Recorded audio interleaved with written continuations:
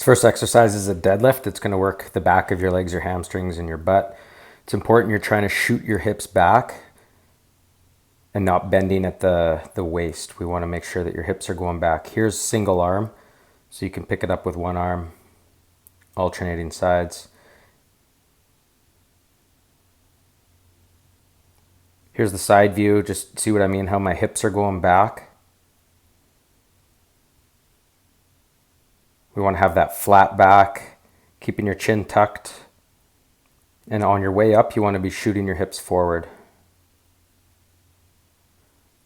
It's a great lower body strength building exercise. It's going to be a staple in pretty much everything you do moving forward in the gym. Here's a single arm swing, so a more powerful version of a deadlift. So kettlebell goes right between your legs and you're going to drive forward with your hips, just the other angle here. You want to propel that kettlebell forward using your hips, not so much your arm or your shoulder. Here's the rack position. Holding the kettlebell just like that is called the rack position.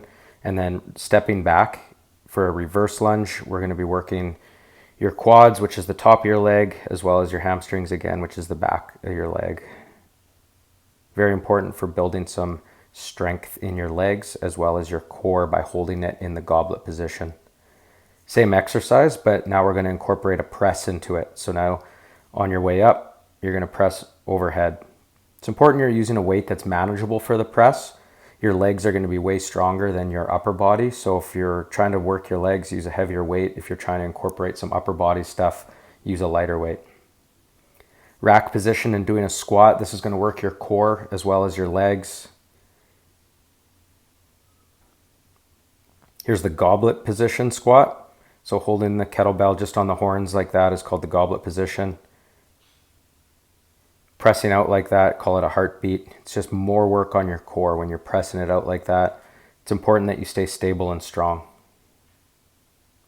Here's a row. It's going to work your back and your arms, your shoulders. Want to make sure that you're pulling your elbow straight up to the ceiling. You don't have to go much higher than your body, making your back flat. Here's a kickstand deadlift. So all the weight is on my left leg. Right leg's just providing a little bit of support. You're really going to feel this in your hamstrings. Again, straight back and shoot your hips back. Single leg deadlift. This is really isolating one leg. You're going to work on your hamstrings here. Want that weight to go straight down to the ground.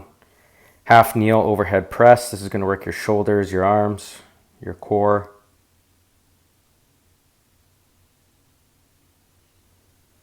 Single arm press. This is like a bench press, but with one arm, you're going to do it just laying on the floor. So pick a weight that's appropriate for you to do on your upper body. If you only have one weight, do more reps if it's light.